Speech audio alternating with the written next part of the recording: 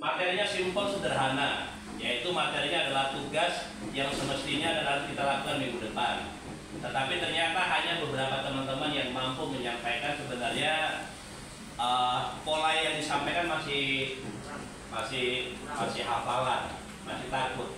Jadi Anuma belum melihat ada indikasi kecuali yang di negara sebelah tadi itu dia punya gaya bahasa sendiri. Artinya teman-teman TKJ B yang saya minta adalah efek dari pembelajaran kita SBU atau teater adalah bagaimana teman-teman teater, teman-teman kelas belajar teater itu punya keberanian untuk menyampaikan materi yang simpel itu berdasarkan dengan redaksionalnya masing-masing.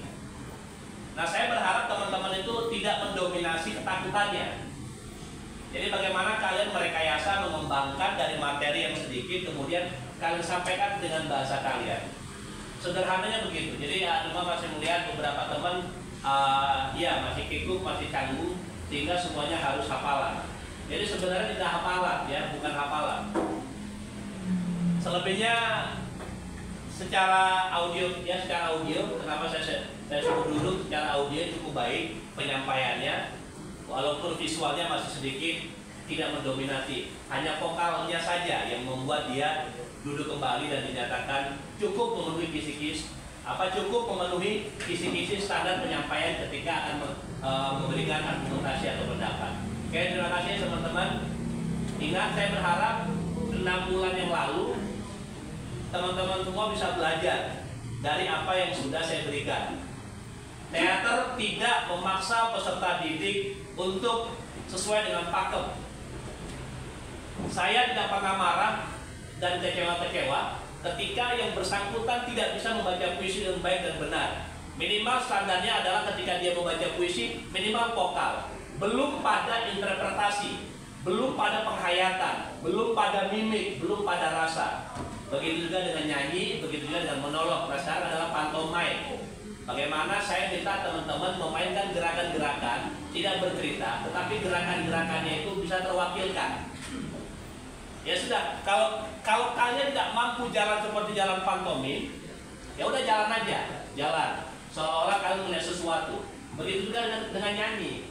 Pada prinsipnya pelajaran saya adalah rasa. Melatih teman-teman semua untuk berani. Nah, saya berharap gitu ya. Kalau kalian tidak mampu menguasai secara teoritis, it's okay, nggak ada masalah. Cuman saya pengen tubuh kalian bergerak, tubuh kalian bermain. Baca puisi itu adalah media, baca cerpen adalah media, baca novel adalah media. Kalian pasti sering bernyanyi. Nah, itu adalah media yang paling sederhana untuk belajar teater. Ketika bernyanyi ada audio visual. Maksudnya ya sih ketika kalian bernyanyi, tentunya kan kalian pernah melihat penyanyi ya. Ya pernah kan bagaimana ketika mengekspresikannya, dia mengenang kenangannya, bagaimana ketika lagu itu sakiti, dia tersakiti. Nah, harapan saya begitu. Ya, puisi, nah apalagi pantomim, barang baru. Kenapa sih kok nggak monolog lagi ya, nggak usah. Minimal teman-teman tahu, walaupun pada kenyataannya ya belum ada presentasi yang cukup memukau lah, artinya dikatakan tuntas atau belum ya nggak masalah, minimal kalian punya pengalaman. Jadi yang pengalaman kedua di semester genap adalah pantomim. Ya, tugas aktor adalah bagaimana dia mengenal tubuhnya dengan media pantomim. Ya, bagaimana aku mengatakan sesuatu, kemudian dia berlari atau kemudian dia melihat sesuatu, tentunya kan adalah ekspresi. Jadi ada bahasa tubuh yang dinilai. Makanya ada 2 kata, audio dan visual. Saya berharap 6 bulan ke depan baik-baik saja. Udahlah, gak usah malu-malu lagi. Kenapa harus malu-malu? Ingat ya, saya bilang tadi, kalian punya waktu lebih dari berbulan-bulan untuk remeh. Jangan terpaku dengan yang 2 bulan ini, Januari dan Februari. Itu hanya medianya saja. Tapi kalau memang teman-teman tidak melakukannya, maka hasilnya tetap 0. Bagaimana kalian bisa nyanyi baik dan benar sementara di rumah nggak pernah dicoba-coba? Bagaimana penilaian puisinya bagus sementara di rumah tidak pernah dicoba-coba? Begitu juga dengan pantomim. Saya nggak bisa jalan aja. tangan aku nggak bisa seperti Pak Tom, ya udah gini-gini aja. Kalau kaget gimana? Kaget. Pertanyaannya, kagetnya gara-gara apa? Ditakutin, melihat hantu, ada yang jatuh anak kecil, beda. Anak kecil jatuh sama orang tua jatuh, ketakutan, kepanikannya beda. Nah, itu namanya hukum sebab akibat. Artinya si aktor, si pantomime itu memahami kenapa dia bergerak, landasannya apa, sebab akibatnya apa, nah dia memahami itu. Kalau menurut saya sih, menurut Aduma tidak terlalu sulit. Dia menjadi sulit karena kalian malu.